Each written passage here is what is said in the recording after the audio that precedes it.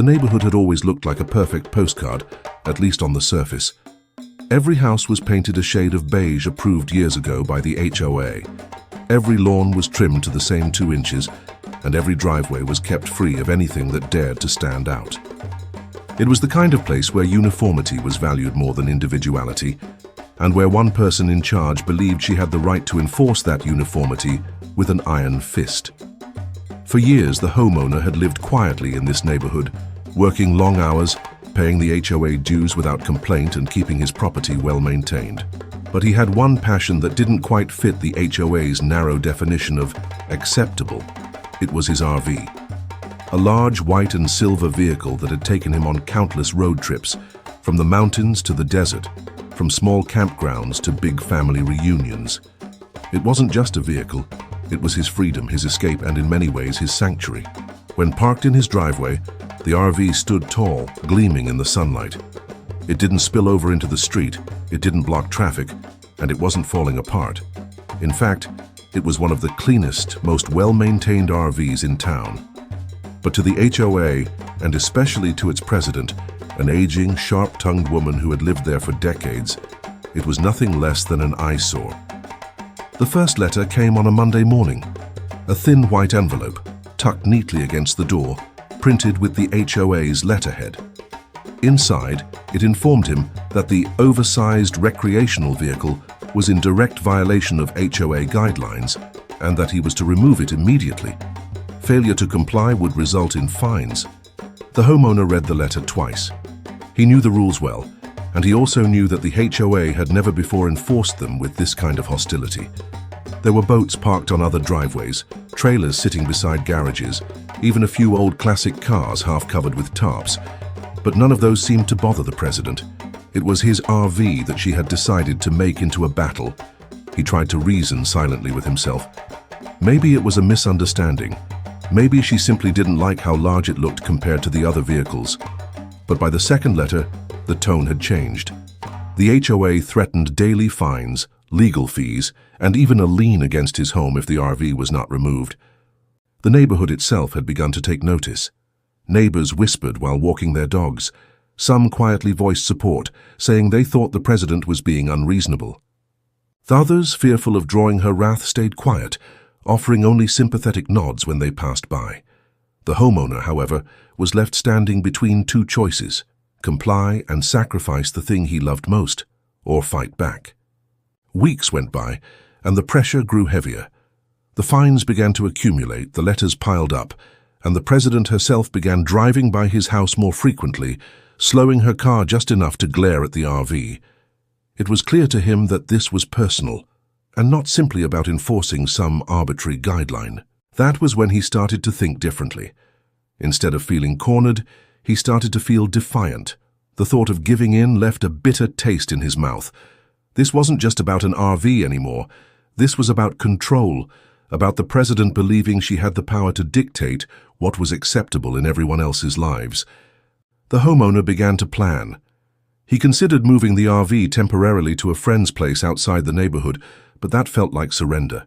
He thought about storing it in a paid facility, but that felt like giving up something that was rightfully his to enjoy on his own property. Slowly, another idea began to form in his mind. An idea that was petty, bold, and perfectly designed to strike at the very heart of the HOA president's obsession with appearances. He knew exactly where she lived. The corner house, immaculate in every way, with hedges trimmed into perfect cubes and flowers arranged like a professional garden.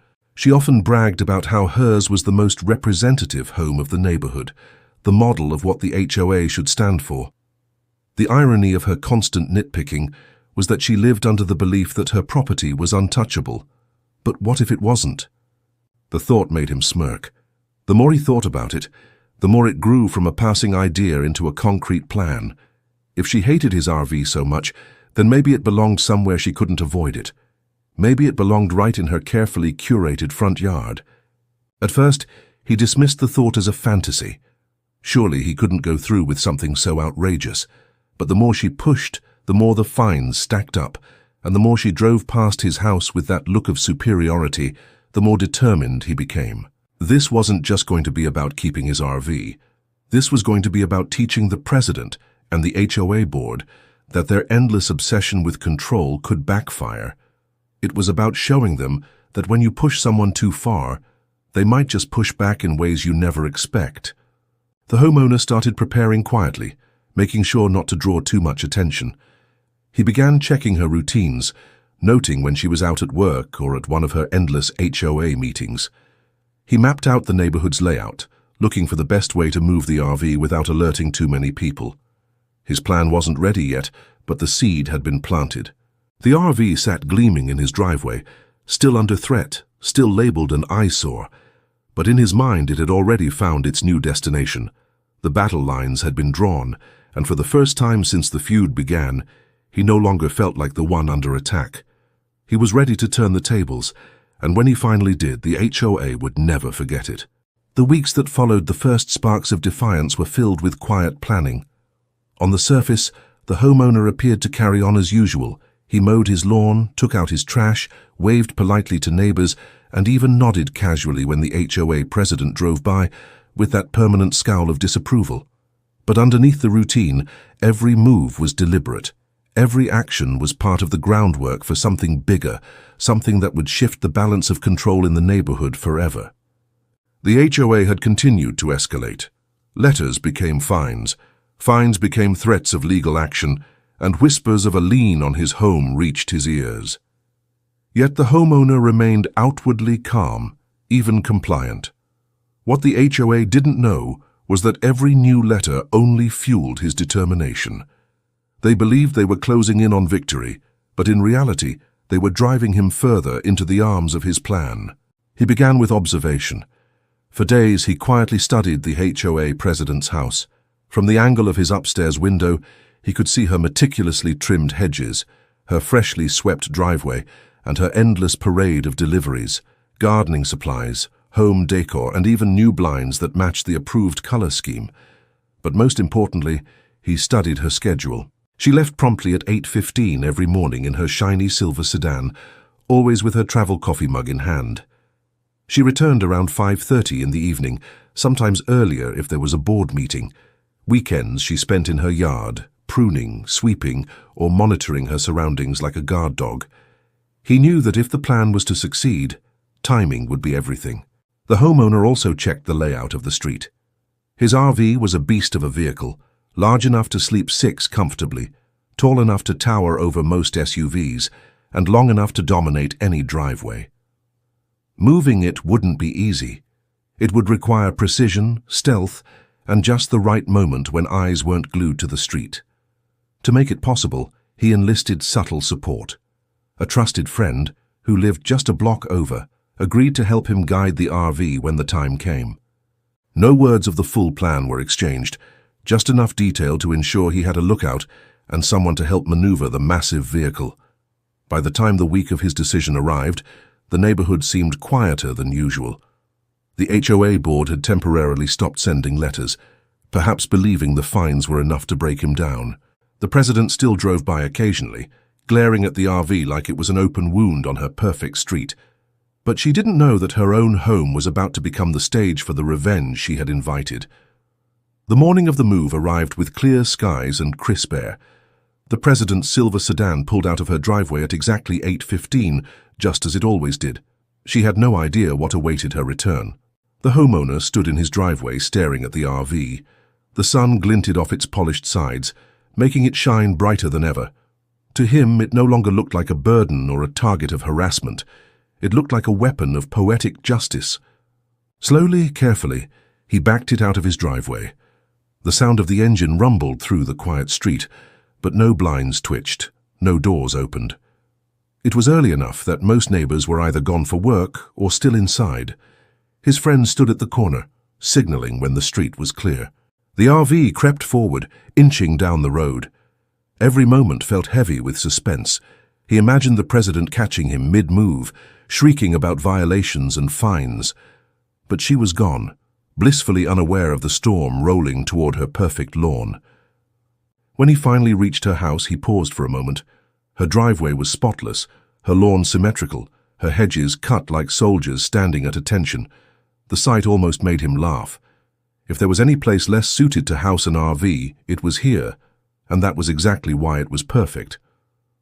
With careful maneuvering, he turned the RV into her driveway. It fit tightly, the back bumper nearly touching the sidewalk, the nose stretching almost into her garage door. The towering vehicle completely blocked the view of her house, casting shadows across her manicured yard. The sight was glorious, but he wasn't done. Parking in the driveway alone would have been enough to send her into a rage, but he wanted to ensure it was unforgettable. So, with the help of his friend, he adjusted the RV so that it sat slightly at an angle, sprawling across both the driveway and a portion of her front yard. The heavy tires left impressions in the grass, flattening the perfectly trimmed lawn she'd nurtured for years. For a final touch, he set out 2 folding chairs in front of it, as though the RV had been parked there for a long, lazy weekend. The sheer audacity of it was enough to make him grin. By noon, whispers had already begun. Neighbors walking their dogs slowed their pace, jaws dropping as they saw the massive RV blocking the president's house. Some laughed quietly, others shook their heads in disbelief, and a few took out their phones, snapping pictures before hurrying away. The homeowner didn't care about the whispers. In fact, he welcomed them. The more the story spread, the more power it gained. Soon the entire neighborhood would know that the president's relentless campaign had backfired spectacularly. The day stretched on, and the anticipation built like a drumbeat in his chest. Every car that passed made him glance up, wondering if it was her. Every sound of tires against pavement made his pulse quicken. But still, the silver sedan was nowhere to be seen. It wasn't until late in the afternoon, right around her usual time, that the moment finally came. He stood discreetly across the street, waiting. The silver sedan turned the corner, slowing as it approached the house. For a moment, he imagined the look on her face as she realized her home had been transformed into the very thing she despised. The sedan stopped abruptly. Even from across the street, he could see her silhouette frozen behind the wheel. The RV towered over her small car, its gleaming sides reflecting the late afternoon sun, its shadow swallowing her front yard whole. The silence was broken by the sound of her car door slamming. She stormed out, staring up at the RV as though it were some alien craft that had landed on her lawn. Her arms flailed, her voice rose, and though he couldn't hear every word from where he stood, he didn't need to. The sight of her fury was enough. Neighbors peeked out from windows, some even stepping onto their porches to watch. The president shouted, pointed, and paced around the RV, but it was useless. It was there, immovable, unavoidable, and utterly humiliating. For the first time in months, the homeowner felt free. The RV wasn't just his anymore. It was a symbol, a monument to standing up against petty tyranny. The very thing she had tried to erase from the neighborhood now stood proudly in her own yard, a reminder that control can only go so far before it collapses under the weight of its own arrogance. As the sun dipped below the horizon, the neighborhood buzzed with the story. Phones rang, texts were sent, and laughter echoed across driveways. The president had lost her grip, and the homeowner had won in the boldest way imaginable. But the battle wasn't over yet. The HOA would meet. Rules would be rewritten. The president would scheme and threaten, desperate to reclaim her power. The homeowner knew this wasn't the end. It was just the beginning of the fallout.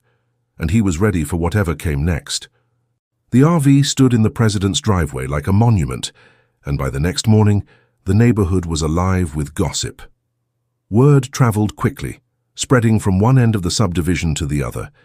It wasn't just a local curiosity anymore. It was the story of the year for the entire community. People who normally never left their houses strolled by with dogs they didn't own, pushing strollers without children, just to catch a glimpse of the sight that no one thought possible. The HOA president's perfectly curated home was now hidden behind the towering wall of fiberglass and steel. Her signature rose bushes, the pride of her yard, were overshadowed. The symmetry of her front lawn had been flattened by the heavy tires of the RV. Even her mailbox, a symbol of regulation, approved and sanctioned by the HOA, looked insignificant next to the monster vehicle blocking her view of the street. For the president, humiliation had become daily routine. Every time she left her home, the RV loomed over her. Every time she returned, it greeted her like an unwelcome sentinel. Neighbors whispered, laughed, and smirked when she passed, their eyes flickering from her to the RV and back again. She could feel the shift in power, and she hated it. Within hours of discovering the RV, she had gone into a frenzy of complaints. She called the HOA board, demanding emergency meetings. She called code enforcement, insisting the vehicle was a violation of local laws. She even tried calling the police, reporting it as an abandoned vehicle on private property. But each call ended the same way. The RV was not abandoned, it was parked. The RV was not illegal. It met the city's requirements. And most importantly, the property it sat on was hers. It was parked in her own yard, her own driveway, her own perfectly regulated space. The irony was unbearable. The HOA scrambled to respond. An emergency meeting was held, with board members crowding around a kitchen table, papers scattered, tempers high. They discussed new rules, new fines, new strategies to force the RV out. But the homeowner had been careful. There was no violation they could apply, no loophole they could exploit. If they banned oversized vehicles on driveways, they would ban their own guests' campers, delivery vans, even moving trucks. Every attempt at a solution collapsed under its own weight. The president's fury only deepened when the story began to spread outside the neighborhood. Photos of the RV in her driveway made their way onto social media. Captions mocked her, memes circulated, and before long the tale of the HOA president who banned an RV only to have one parked on her lawn was trending locally. She became a symbol of overreach, her stern face captured mid-yell in candid shots taken by neighbors peeking through blinds. For the homeowner, the fallout was sweet. He hadn't needed to say a word. He simply let the RV do the talking. Neighbors who had once avoided him now nodded in respect. Some even stopped by, offering handshakes, laughter, and quiet thanks for standing up to the tyranny they had all silently endured. The RV had become more than a vehicle. It was a statement. Still, he remained cautious. He knew the HOA wasn't done. Pride, after all, was a dangerous thing, and the president had built her entire identity on the power she wielded over others. To have it stripped away in front of the entire community was a wound she would not let heal easily. Sure enough, she launched her next offensive. Letters appeared on every doorstep, written in stiff language about community harmony and property value preservation.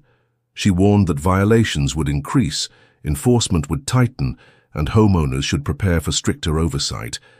But instead of rallying the community to her side, the letters backfired. People were tired of the drama. They were tired of being policed for trivial things: the length of their grass, the color of their curtains, the placement of their holiday lights. And now, after seeing the president publicly humiliated by her own crusade, they no longer feared her. Instead, they began to question her leadership. Whispers turned into petitions.